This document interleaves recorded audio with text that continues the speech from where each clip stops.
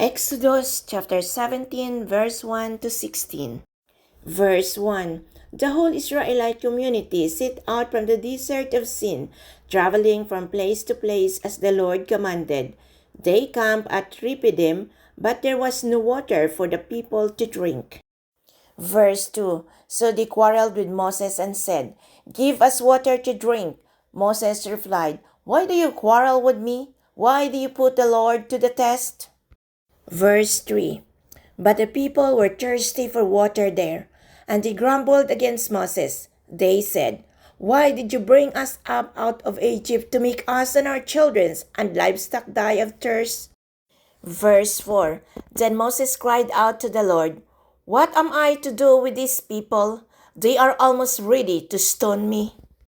Verse 5. The Lord answered Moses, "Go out in front of the people. Take with you some of the elders of Israel, and take in your hands the staff with which you struck the Nile, and go." Verse 6. I will stand there before you by the rock at Horeb. Strike the rock, and water will come out of it for the people to drink. So Moses did this in the sight of the elders of Israel. Verse 7. And he called the place Massah and Meribah, because the Israelites quarreled and because they tested the Lord, saying, "Is the Lord among us or not?" Verse 8. The Amalekites came and attacked the Israelites at Rephidim. Verse 9. Moses said to Joshua, "Choose some of our men and go out to fight the Amalekites.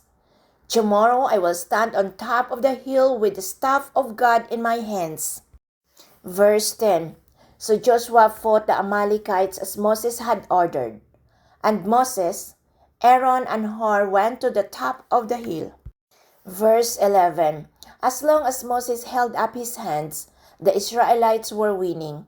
But whenever he lowered his hands, the Amalekites were winning.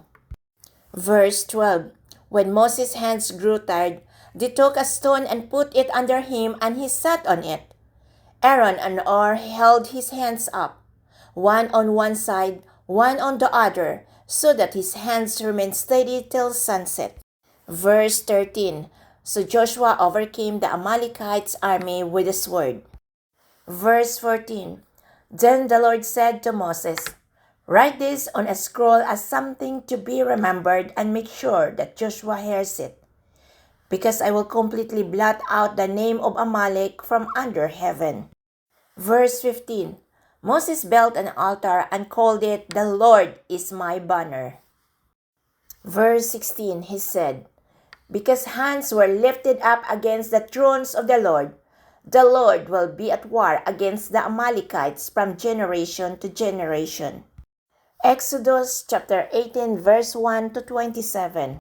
Verse 1. Now Jethro, the priest of Midian and father-in-law of Moses, heard of everything God had done for Moses and for his people Israel, and how the Lord had brought Israel out of Egypt. Verse 2. After Moses had sent away his wife Zipporah, his father-in-law Jethro received her. Verse 3.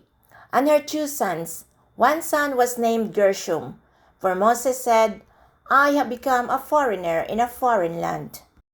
Verse 4. And the other was named Eliezer, for he said, "My father's God was my helper.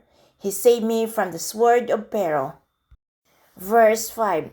Jethro, Moses' father-in-law, together with Moses' sons and wife, came to him in the wilderness where he was camped near the mountain of God.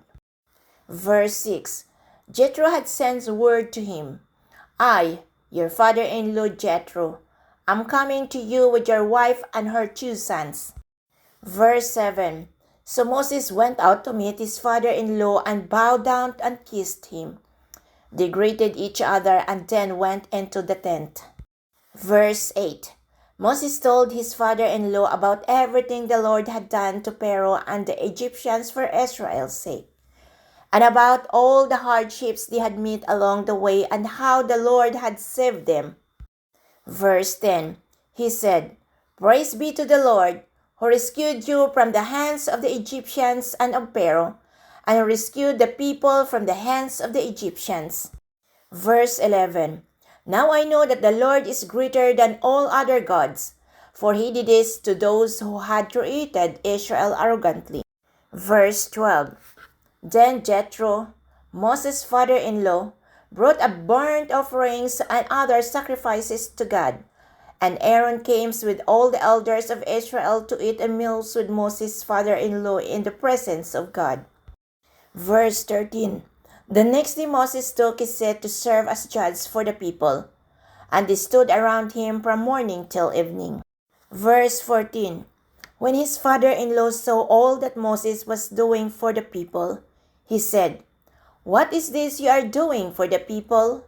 Why do you alone sit as judge, while all these people stand around you from morning till evening?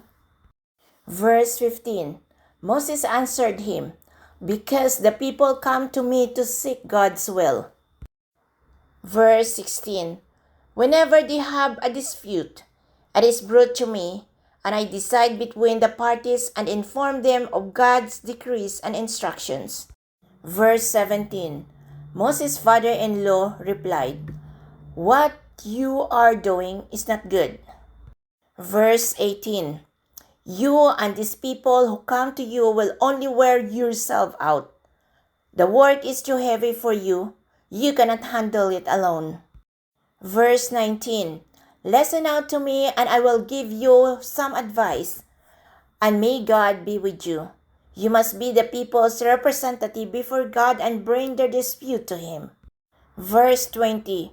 Teach them his decrees and instructions, and show them the way they are to live and how they are to behave. Verse 21. But select capable men from all of the people, men who fear God, trustworthy men who hate dishonest gain, and appoint them as officials over thousands, hundreds, fifties, and tens. Verse 22. Have them serve as judges for the people at all times, but have them bring every difficult case to you. The simple cases they can decide themselves, that will make your load lighter, because they will share it with you. Verse 23. If you do this and God so commands, you will be able to stand the strain, and all these people will go home satisfied. Verse 24. Moses listened to his father-in-law and did everything he said. Verse 25. He chose capable men from all Israel and made them leaders of the people, officials over thousands, hundreds, fifties, and tens. Verse 26. They serve as judges for the people at all times. The difficult cases they brought to Moses, but the simple ones they decide themselves. Verse 27. Then Moses sent his father-in-law on his way, and Jethro returned to his own country.